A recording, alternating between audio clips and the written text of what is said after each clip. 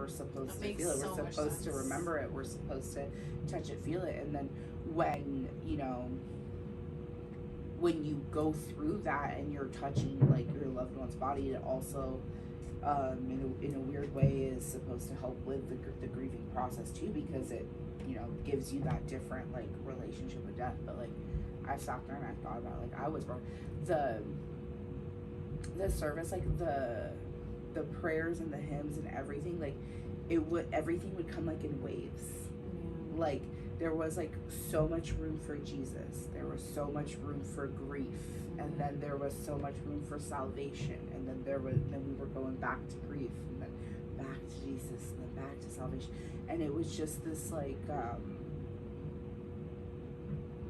it was like an invitation to be sad and to remember our loss, and an invitation to be closer to God and to be closer to death. Like it was a different experience.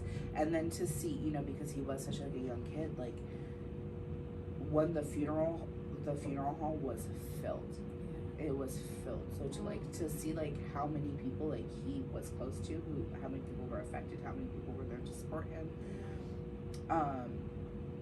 and to see how young everyone was that was affected, and then to also like understand that them going to that service,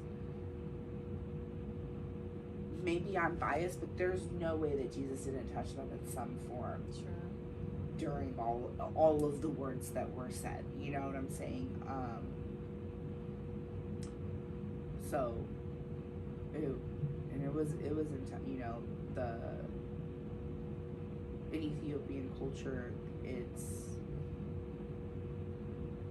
they don't really hold back as much like in their emotions. So as far as like crying and wailing, there was like room for that. And especially with him being so young, you've had like younger generation and his older generations both sitting there and like grieving together. It was an amazing experience. Like it was like